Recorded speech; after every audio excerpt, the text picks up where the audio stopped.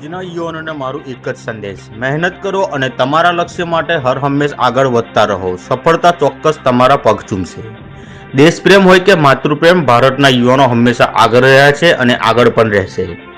લખનઉ ખાતે મિલિટરીની કઠોર ટ્રેનિંગ પૂર્ણ કરી માદરે વતન પરત ફર્યો છે. આણંદ જિલ્લાના અડાસ ગામનો યુવાન ભૌતિક એન પારેખ માતા પિતાનો એકનો એક દીકરો આજે જ્યારે લખનઉથી વતનમાં પહોંચ્યો ત્યારે ગામમાં આનંદનો માહોલ છવાઈ ગયો. ગામના પ્રવેશ દ્વારે ભૌતિકનું ઉલ્લાસભર્યું અને ભવ્ય સ્વાગત કરવામાં આવ્યું. પારેખ પરિવાર તથા ગામજનો ડીજેના તાલ પર દેશભક્તિના ગીતો સાથે ઝૂમી ઉઠ્યા. ગામના લોકો, સગા સંબંધીઓ અને યુવાનો મોટી સંખ્યામાં હાજર રહી આ ગૌરવ ક્ષણના સાક્ષી બન્યા. હવે ભૌતિક પારેખની પોસ્ટિંગ શ્રીનગર, જમ્મુ એન્ડ કાશ્મીર ખાતે કરવામાં આવી છે. આર્મીની સેવામાં જોડાઈ અડાસ ગામનું અને સમગ્ર આણંદ જિલ્લાનું નામ ઉજ્જવળ કરનાર ભૌતિકને અમારી તરફથી. મારું નામ પારેખ ભૌતિક નરેન્દ્ર કુમાર છે. હું અડાસ ગામનો વતની છું. અત્યારે હું હાલ ટ્રેનિંગ પૂરી કરીને આવ્યો છું લખનઉથી. હવે મારું પોસ્ટિંગ છે જમ્મુ એન્ડ કાશ્મીર, શ્રીનગર. નવયુવાઓને તમે શું સંદેશો? નવયુવાને હું એટલું જ કહેવા માંગુ છું કે તમે તમારી રીતે મહેનત કરો. ભરતી આવે તો ભરતી મારો, ઓર જો સિલેક્ટ થાવ તો તમે જાઓ.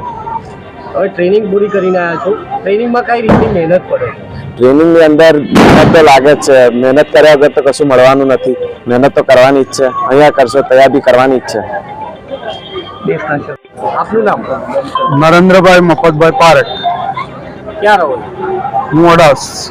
તમારો દીકરો ટ્રેનિંગ પૂરી કરીને આવ્યો છે, હવે એ મિલિટરીમાં જશે, શું કહેશો તેને? હા, તો મને ખૂબ આનંદ થાય છે અને મને દેશ માટેનું બહુ ગર્વ થાય છે કે ભાઈ મારો એકનો એક દીકરો છે અને દેશ માટે એ સમર્પિત સેવા આપે છે, સેવા માટે જાય.